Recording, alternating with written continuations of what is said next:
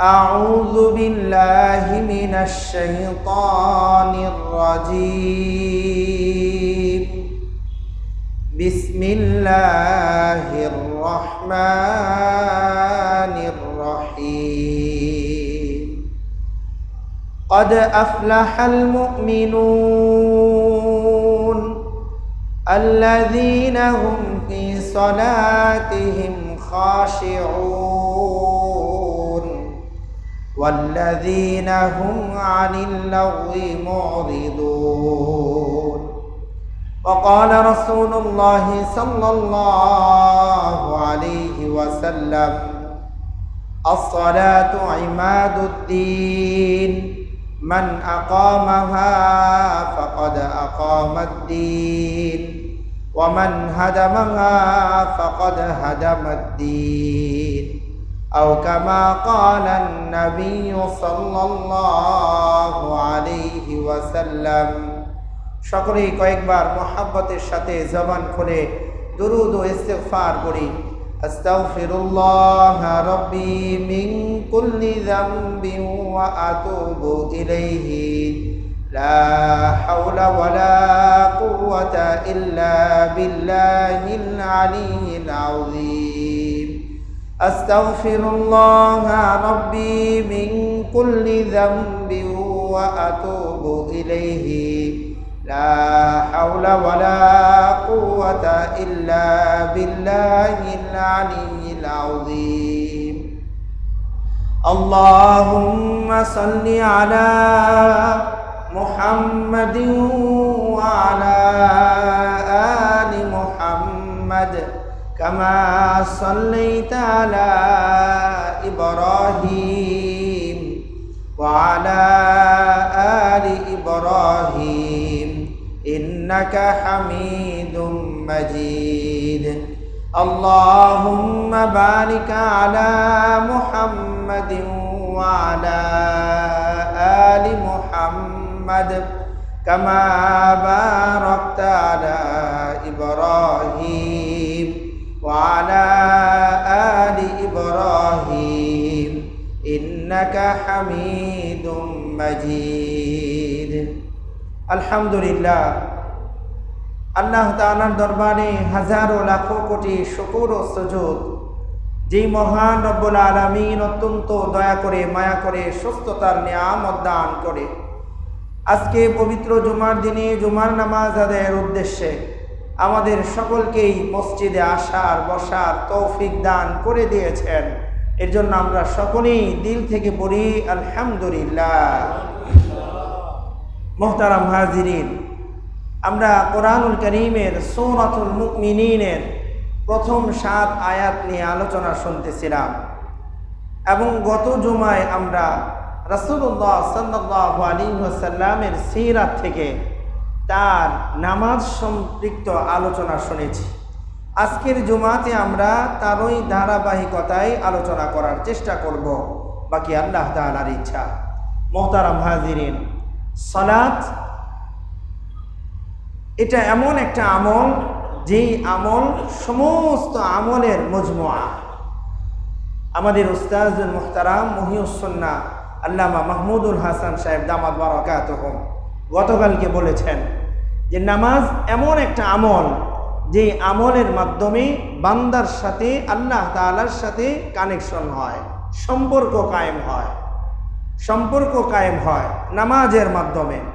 সে যখন নামাজে দাঁড়ায়, নামাজের তার রুকু সিজদা, তার দাঁড়ানো, তার শরীরের সমস্ত অঙ্গ প্রত্যঙ্গগুলি যদি রাসূলুল্লাহ সাল্লাল্লাহু আলাইহি ওয়াসাল্লামের মতন হয়ে যায়, যেহেতু আল্লাহ তাআলা তার হাবিবকে পছন্দ করেন, যিনি তার হাবিবের অনুসরণ করবেন, তার মতো করে নামাজ আদায় করবেন, আল্লাহ তাআলাও তার নামাজকে পছন্দ করবেন এবং কবুল করে নেবেন। স্বাভাবিক বিষয়, আমরা যাকে পছন্দ করি, মহব্বত করি, ভালোবাসি, তার রিলেটেড যারা তাদেরকেও কি করি, তার খাতিরে মহব্বত করি, ভালোবাসি, পছন্দ করি না? তো আমরা যদি আল্লাহ তাআলার সুন্নাহকে নিজের জীবনে বাস্তবায়ন করতে পারি, নিজের মধ্যে আমলের মধ্যে ফিট করতে পারি, তাহলে খুব সহজেই বোঝা যায় যে আল্লাহ তাআলাও আমাকে আপনাকে তার আপন বানিয়ে নেবে। কোরআনুল কারীমের আয়াত স্পষ্ট করে দিচ্ছে। আল্লাহ তাআলা কোরআনুল কারীমের মধ্যে ইরশাদ ফরমাইতেছেন, কুল ইন কুনতুম তুহিব্বুনাল্লাহ ফাত্তাবিউনি ইউহিব্বুকুমুল্লাহ ওয়া ইয়াগফির লাকুম যুনুবাকুম ওয়াল্লাহু গফুরুর রহিম। হে নবী, আপনি বলে দিন, ইন কুনতুম তুহিব্বুনাল্লাহ, যদি তোমরা আল্লাহ তাআলাকে ভালোবাসোই দাবিদার হও, আল্লাহ তাআলাকে ভালোবাসো, ফাত্তাবিউনি, তবে আমি মুহাম্মদুর রাসূলুল্লাহ সাল্লাল্লাহু আলাইহি ওয়াসাল্লামের ইত্তেবা করো, অনুসরণ করো। ইউহিব্বুকুমুল্লাহ, তাহলে আল্লাহ তাআলাও তোমাদেরকে ভালোবাসবেন, আল্লাহ তাআলাও তোমাদেরকে ভালোবাসবেন। ওয়া ইয়াগফির লাকুম যুনুবাকুম ওয়াল্লাহু গফুরুর রহিম। ওয়া ইয়াগফির লাকুম যুনুবাকুম, এবং আল্লাহ তাআলা তোমাদের গুনাহগুলিকে মাফ করে দিবেন। আল্লাহু গফুরুর রহিম, এবং আল্লাহ তাআলা অত্যন্ত ক্ষমাশীল এবং দয়াবান। কোরআনুল কারীমের আয়াত এটা। আল্লাহ তাআলা স্পষ্ট করে দিয়েছেন যে যদি আমি আল্লাহ তাআলাকে, আল্লাহ তাআলার প্রিয় হাবিবকে অনুসরণ করি, অনুকরণ করি, তাহলে আল্লাহ তাআলাও আমাকে আপনাকে ভালোবাসবেন। রাসূল সাল্লাল্লাহু আলাইহি ওয়াসাল্লামের সিরাত এটা হলো অনুসরণীয় বিষয়। তার নামাজ, তার ব্যবসা বাণিজ্য, তার রাষ্ট্র পরিচালনা, তার ব্যক্তি জীবন, তার পারিবারিক জীবন, তার সামাজিক জীবন এবং সমস্ত বিষয় এই উম্মতের জন্য উসওয়ায়ে হাসানা, উসওয়া, অনুসরণীয় আদর্শ। আমি আপনি যদি এটাকে আঁকড়ে ধরি, হাদিসের মধ্যে রাসূল সাল্লাল্লাহু আলাইহি ওয়াসাল্লাম ইরশাদ ফরমাইতেছেন, মান তামাসসাকা বিসুন্নতি ইনদা ফাসাদি উম্মতি ফালাহু আজরু মিয়াতি শাহীদ। মান তামাসসাকা বিসুন্নতি ইনদা ফাসাদি উম্মতি, যে আমার এই উম্মতের ফিতনা ফাসাদের জামানায় যে আমার একটা সুন্নতকে আঁকড়ে ধরবে, আমার একটা সুন্নতকে আঁকড়ে ধরবে, আল্লাহ তাআলা তার আমল নামায় 100 শহীদের সমান সওয়াব দান করবে। কত? 100 শহীদের সমান সওয়াব দান করবেন যদি আমি আপনি আমার জিন্দেগিতে রাসূল সাল্লাল্লাহু আলাইহি সাল্লামের একটা সুন্নতকে আঁকড়ে ধরি। একটা সুন্নতকে যদি আমি আমার জিন্দেগিতে ফিট করি, মুহতারাম হাজিরিন, সুন্নত এটা এমন একটা জিনিস, মাওলানা তারেক জামিল সাহেব এর এক বয়ানের মধ্যে শুনতেছিলাম যে মানুষের ঈমান এবং মুহাম্মদুর রাসূলুল্লাহ, যে রাসূল সাল্লাল্লাহু আলাইহি সাল্লামের যে সিরাত, যে সুন্নাত, দুইটা কেমন, দুইটার উদাহরণ দিতে গিয়ে তিনি বলেন যে লা ইলাহা ইল্লাল্লাহ আন্দার কি চিজ হ্যায়, যে লা ইলাহা ইল্লাল্লাহ, ঈমান এটা মানুষের দিলের মধ্যে থাকে। মানুষের কিসের মধ্যে থাকে? ঈমান মানুষের দিলের মধ্যে থাকে। मुहम्मदुर रसूलुल्लाह, ला इलाहा इल्लल्लाह इसको देखा नहीं सकता, मुहम्मदुर रसूलुल्लाह इसको छुपा नहीं सकता। তিনি বলেন যে যত বেশি লা ইলাহা ইল্লাল্লাহ আমার আপনার দিলের মধ্যে ঢুকবে, উতনা মুহাম্মদুর রাসূলুল্লাহ বাহার ঝলক ঝলক কে নজর আয়েগা। যে যত বেশি আমার আপনার দিলের মধ্যে ঈমানের মজবুতি বাড়বে, নবীজির সুন্নাত তত আমার আপনার বাহিরে, পোশাকে, চেহারায়, সিরাতে, সুরাতে, আদর্শে, আমার কথাবার্তায় সব কিছুর মধ্যে প্রকাশ পাইতে থাকবে। যত বেশি ঈমান আমার আপনার মধ্যে ঢুকতে থাকবে, তত বেশি বের হইতে থাকবে যে লা ইলাহা ইল্লাল্লাহ এটা দেখা যায় না, মুহাম্মদুর রাসূলুল্লাহ এটাকে গোপন করে রাখা যায় না, এটা মানুষের সামনে প্রকাশ পাবে। আমি যখন কথা বলবো, কথা বলার সময় নবীজি কিভাবে কথা বলতেন সেই কথা বলাকে অনুসরণ করা। আমি যখন রাস্তা দিয়ে হাঁটবো, নবীজি কিভাবে রাস্তা দিয়ে হাঁটতেন সেভাবে হাঁটা। আমি যখন খাবার খাবো, রাসূলুল্লাহ সাল্লাল্লাহু আলাইহি সাল্লাম কিভাবে খাবার খেতেন সেটাকে অনুসরণ করা। আমি যখন পানি পান করব, রাসূল সাল্লাল্লাহু আলাইহি ওয়াসাল্লাম কিভাবে পানি পান করতেন সেটাকে অনুসরণ করা। মুহতারাম হাজিরিন, প্রত্যেকটা জায়গায়, প্রত্যেকটা কাজে রাসূলুল্লাহ সাল্লাল্লাহু আলাইহি ওয়াসাল্লামের আদর্শ আছে, আদর্শ আছে। তার মধ্যে উল্লেখযোগ্য হলো নামাজ। নবীজির সুন্নাহ মোতাবেক যদি নামাজ না হয়, নবীজির সুন্নাহ মোতাবেক যদি নামাজ না হয়, সাহাবায়ে কেরামের আমলের মধ্যে থেকে জানা যায় রাসূল সাল্লাল্লাহু আলাইহি ওয়াসাল্লাম সাহাবাদেরকে সেই নামাজ আবার পুনরায় পড়াতেন, পুনরায় পড়াতেন। এক সাহাবী রাসূল সাল্লাল্লাহু আলাইহি সাল্লামের নিকট এসেছেন নামাজ শেষ করে। রাসূল সাল্লাল্লাহু আলাইহি ওয়াসাল্লাম তাকে বললেন, ইরজি ফাসাল্লি ফাইন্নাকা লাম তুসাল্লি, ফিরে যাও, ফাসাল্লি নামাজ আদায় করো, ফাইন্নাকা লাম তুসাল্লি, কেননা তুমি নামাজ পড়োনি। অথচ নবীজি তাকে দেখেছেন নামাজ পড়তে। সে আবার ফিরে গেলেন, আবার নামাজ আদায় করলেন। নামাজ শেষ করে আবার নবীজির কাছে এসে সালাম দিলেন। রাসূল সাল্লাল্লাহু আলাইহি সাল্লাম পুনরায় একই কথা বললেন। এইভাবে তাকে তৃতীয়বার যখন বললেন যে যাও পুনরায় গিয়ে নামাজ পড়ে আসো, সাহাবী বললেন, ইয়া রাসূলুল্লাহ, এর থেকে ভালো নামাজ আমি আর পড়তে জানি না, আমাকে আপনি নামাজ শিখিয়ে দেন। রাসূল সাল্লাল্লাহু আলাইহি ওয়াসাল্লাম তাকে নামাজ শিখিয়ে দিলেন। রাসূল সাল্লাল্লাহু আলাইহি সাল্লামের হাদিস আছে, রাসূল সাল্লাল্লাহু আলাইহি সাল্লাম ইরশাদ ফরমাইতেছেন, সল্লু কামা রাআইতুমুনি উসাল্লি, তুমি ওইভাবে নামাজ আদায় করো যেইভাবে তুমি আমাকে নামাজ আদায় করতে দেখো, যেইভাবে তুমি আমাকে নামাজ আদায় করতে দেখো ওইভাবে নামাজ আদায় করো। তো রাসূল সাল্লাল্লাহু আলাইহি ওয়াসাল্লাম তাকে নামাজের সমস্ত নিয়ম কানুন, দাঁড়ানো, রুকু, সেজদা, সমস্ত বিষয় তাকে শিখিয়ে দিলেন। ধরে ধরে একটা একটা করে সুন্নাত শেখাতেন। সাহাবায়ে কেরাম তো রাসূল সাল্লাল্লাহু আলাইহি ওয়াসাল্লাম এমনভাবে অনুকরণ করতেন যে রাসূল সাল্লাল্লাহু আলাইহি ওয়াসাল্লাম কিভাবে মিসওয়াক করেন, কিভাবে ওযু করেন, কিভাবে খাবার খান, কিভাবে কথা বলেন, কিভাবে হাঁটেন, তার চেহারা কেমন ছিল, তার শরীরের অঙ্গ প্রত্যঙ্গ কেমন ছিল, তার হাসিটা কেমন ছিল, সমস্ত বর্ণনা শামাইলে তিরমিজির মধ্যে আছে। শামাইলে তিরমিজির মধ্যে আসছে। দেখেন আমার হাতে পানি আছে, এই পানি পান করারও রাসূল সাল্লাল্লাহু আলাইহি সাল্লামের সুন্নাহ আছে। আমরা সুন্নাহ না জানার কারণে পানি সবাই খাই না ভাই? পান করি কিনা? পানি সকলেই পান করি, কিন্তু পানি পান করার যে সুন্নাহ সম্মত পদ্ধতি, সেই পদ্ধতিটা যদি জানা থাকে তাহলে পানি পান করাটাও আমার আপনার সওয়াবের কারণ হবে, ইবাদত হবে।